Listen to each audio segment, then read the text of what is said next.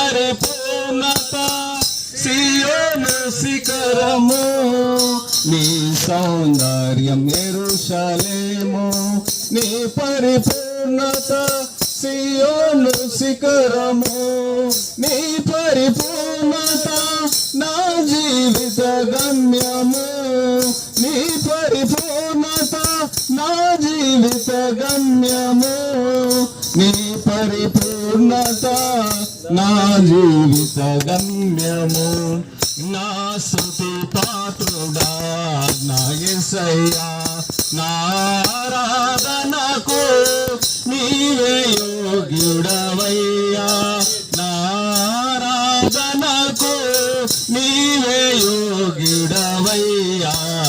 నా స్తుతి పాత్రుడా నా యేసయ్యా, యేసయ్యా నా యేసయ్యా, యేసయ్యా నా యేసయ్యా, యేసయ్యా నా యేసయ్యా, యేసయ్యా నా యేసయ్యా.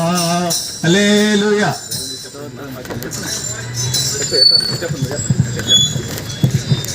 దేవాని స్తోత్రం నాయన ప్రభు. ఈ ఉప్పులపాటి గ్రామ ప్రజలకు విజ్ఞప్తి, దేవుని యొక్క మహిమ కలిగిన కృపను బట్టి, మహిమ కలిగిన నీ కృపను బట్టి తండ్రి, మీరు మా కొరకు ఆ శిలువ సువార్తను మోసుకొని వచ్చి ఉన్నారు నాయన.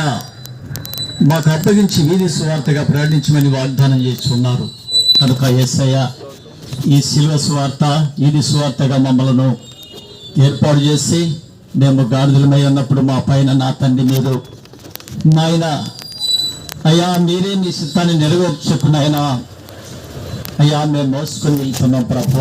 అందుని బట్టి సమయమందు ఇంటిన్న స్వార్థమానం వర్తమానము నా తండ్రి, ఏ బిడ్డలో నాయన ఏ బలహీనత ఉన్నా, ఏ ఒక్క అయ్యా అంధకార చీకటి ఉన్నదో నీ శిలువ స్వార్థ వాక్యం అన్నప్పుడు తండ్రి, ఆ బలహీనత బాధను సమస్తము కూడా విడుదల చేసి శక్తివంతమైన ఆరోగ్యముతో నింపడానికి సహాయపడమని అడుగుచున్నాను నాయన. నీ స్తోత్రం గొప్పవాడా, నీకు వందనాలు పరిశుద్ధాత్ముడా.